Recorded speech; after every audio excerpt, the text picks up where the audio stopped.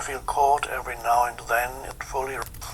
Can you have a clear spiritual or transcendent relationship if both beings haven't fully recognized their essence? I feel caught every now and then in the wish for my partner to recognize his beingness more. At the same time, I realize that in my wish for this, I have myself moved away from that experience.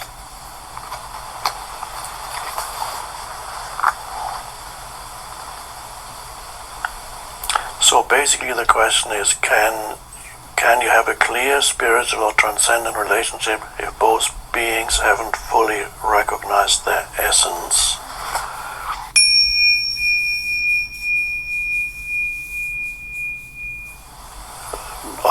I wouldn't say that you need to fully or continuously be connected to your essence, but in any relationship, there needs to, if it's to be harmonious, relatively harmonious and pleasant and loving relationship, the transcendent dimension needs to be there, at least to some extent.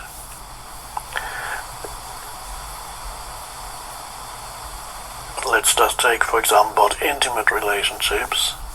There are many other types of relationships, but the transcendent dimension in intimate relationships. Intimate relationships are, the connection is there on the physical level, there's sexuality. Some relationships start that way. They start with physical attraction and sex. Then sometimes the emotion comes in, the emotional level is activated. Sometimes it begins with the emotional level, and then the physical or sexual part comes after. That's possible too. So you feel connected on an emotional level. And on the emotional level is what we call this love in the conventional sense. You feel emotionally connected to the other person.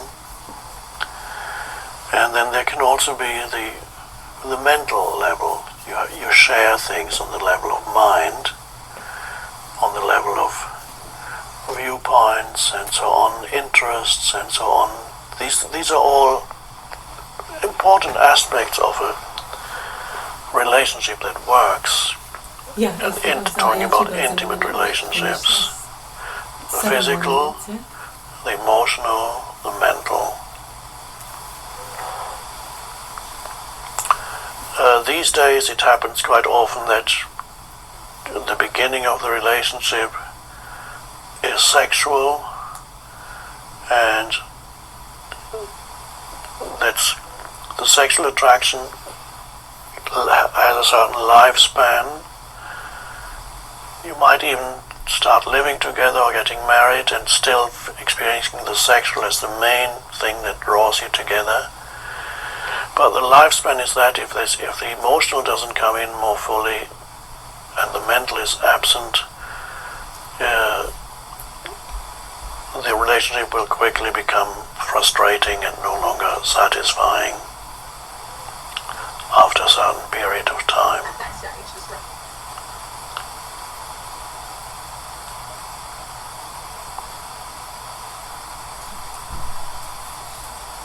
The longer you live with a person, the more important it is that you discover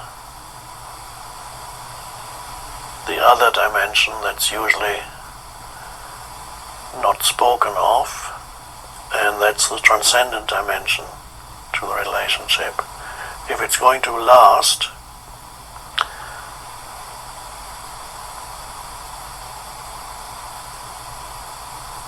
the transcendent element needs to be there. Physical is not enough for a long-lasting, fulfilling relationship. Emotional also exists very much in the realm of polarities. One day I hate you, the next day I love you. Hate, love, on that level of emotions that you identify with in the absence of the spiritual dimension. You identify with the emotions. And love and hate are on that level very close together. You can say one day, I love you, and the next day, I hate you. And sometimes love, emotional love, that people fall in love, which is emotional dimension, and it lasts for a while, and then after a year or two, or even less, or a bit more, the two people who had fallen in love with each other suddenly hate each other. Very weird. The divorce courts are full of cases like that. 2 or 3 years ago, there was a wedding and the honeymoon. Oh, it's wonderful. Oh, found the ideal person. She is going to make me happy, and you enjoy all that. 3 years later, just to give a number, the same two people are in the divorce court, and they hate each other. So the very same person that made you happy a couple of years ago, the very same person now makes you extremely unhappy. It's a strange phenomenon.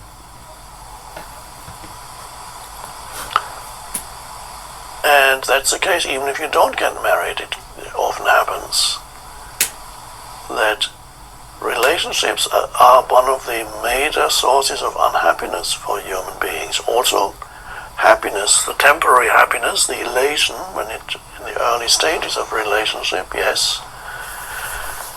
And then the other polarity, enormous source of unhappiness.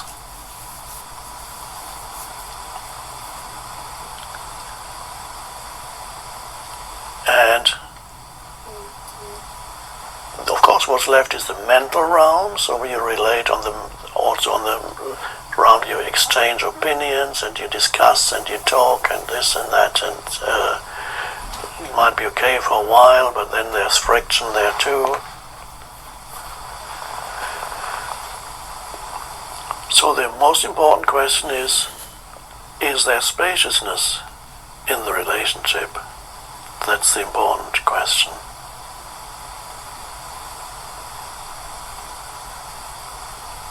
What does that mean?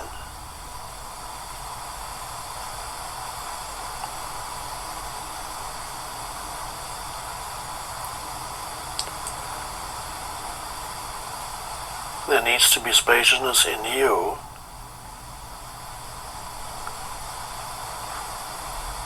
and hopefully some spaciousness in the other person, so that you can meet on the level of the transcendent dimension.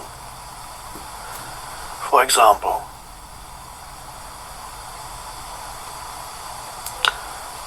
when you're listening to your partner, are you able to be still and give him or her your complete attention? Receive what the person is saying to you in stillness, alert stillness. That is the spaciousness that's arising in you.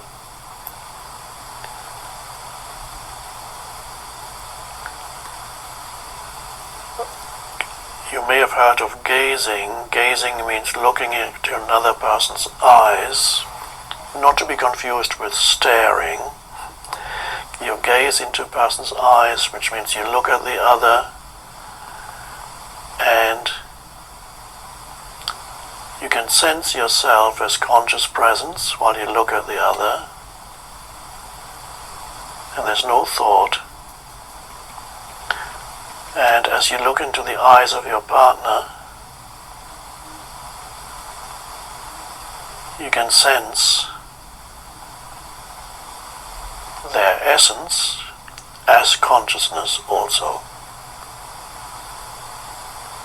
And the partner is looking back at you, doing the same thing, not doing, experiencing the same.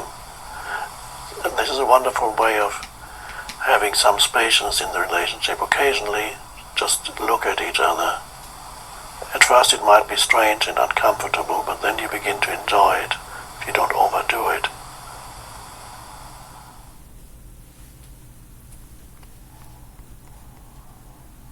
Hi, good morning. Yeah, so class is just talking about this. We listen to Eckhart here and there throughout different classes. Yeah, for many years. So this gets brought up oftentimes. So we've had so many different discussions. I'm just going to highlight different discussions between different people that have been involved with disagreements, disputes, lawsuits even. So over the years, going back with a lot of these groups and seminars, oftentimes people that go to see such speakers, some are mandated to. It gets required. Some it's required for their work. Some it's required because they got in trouble or they're coming off medications. Some seek those things coming off of medications, anger management, different things like that. And sometimes that is by choice or by not necessarily force, but being mandated or required by law for your job or whatever else that may be.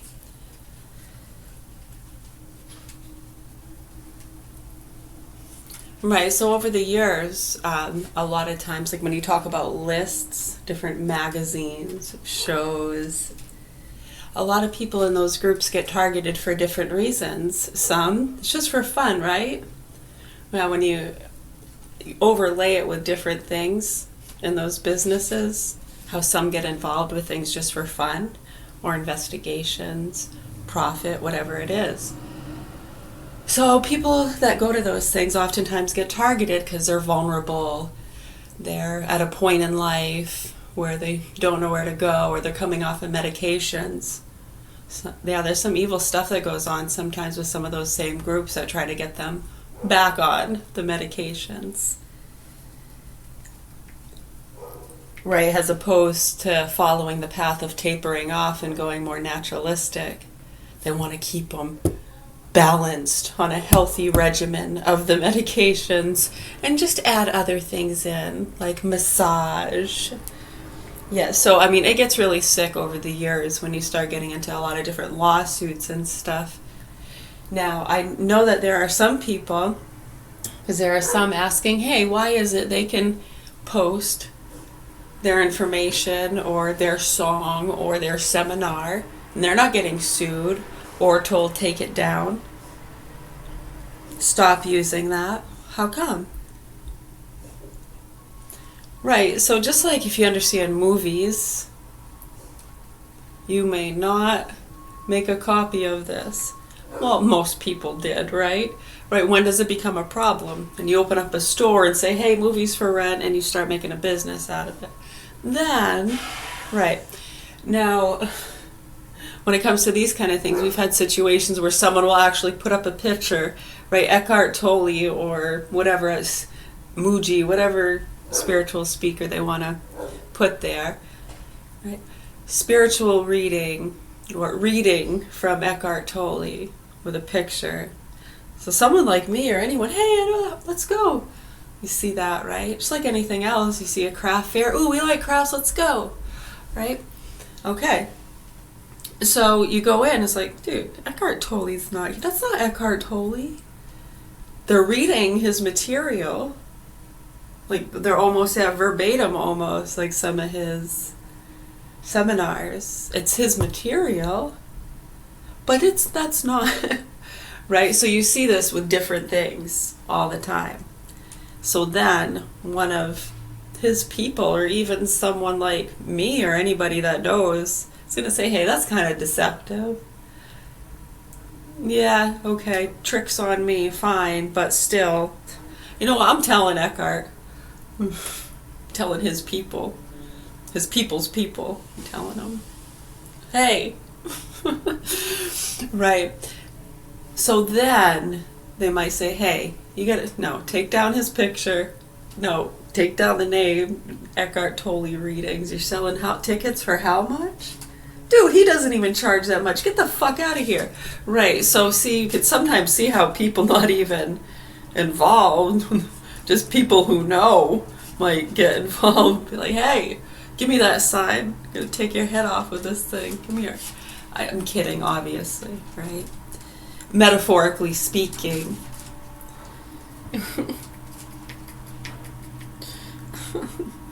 Judo chop.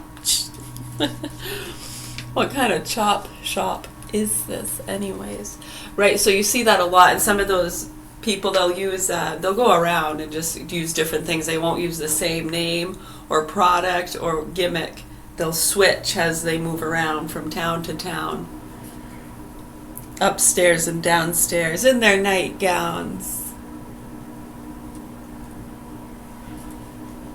Yeah, so over the years, yeah, thank you. Good call on that. And then what else was it you wanted to highlight there? Oh, yeah, about giving your time to someone, anything you love. Are you married to your work? Right, well, hopefully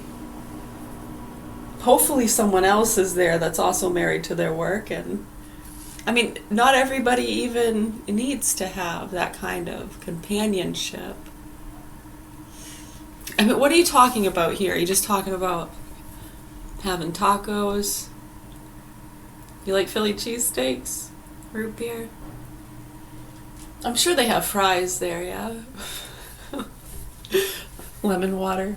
Thanks. Hey, this ketchup's expired. Shut up. Fine, I'll use the barbecue sauce. You know what? I'm writing a letter. I'm at least gonna tell the manager. They might say thanks for letting me know. Fucking waitresses. Pay these people. Right, so anyways, right, I mean, it's like you could be busy doing a bunch of things on the phone with someone. Where are your eyes at? You're driving, who knows? You're in the kitchen. Got that new cordless phone. I'm cooking. I got Maury on. What is it? All of a sudden, is your full attention going to the person on the phone? Oh, you gotta get dinner cooked. The kids are hungry. Hold on. Wait, this person on Maury has a story to tell. Shh. Wait, hold on. What's up, person on the phone?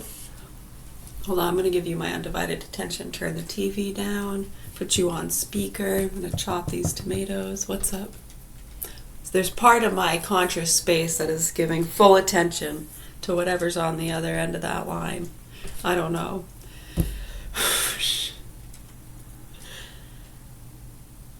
And it was a choice. There was a choice there. I could have said, you know what, I'm really busy. I'm trying to get dinner going. Maury's on. I don't have time for your drama.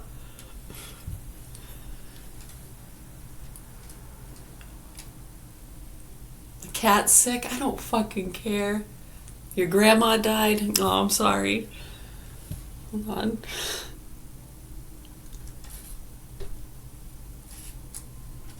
You know what? What matters is that I care about you and I'm sensing that you're hurt about something, so what's up?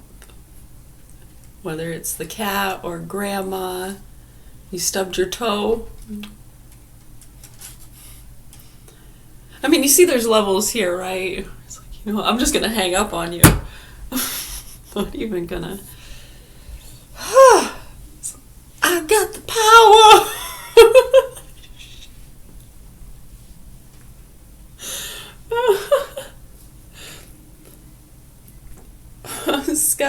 Scutta Bruce, almighty. Anyways, but yeah, I get what you're saying. That I like that you highlighted those things very much. That was a good one for class, and we kept it at 20. All right. Woo, woo.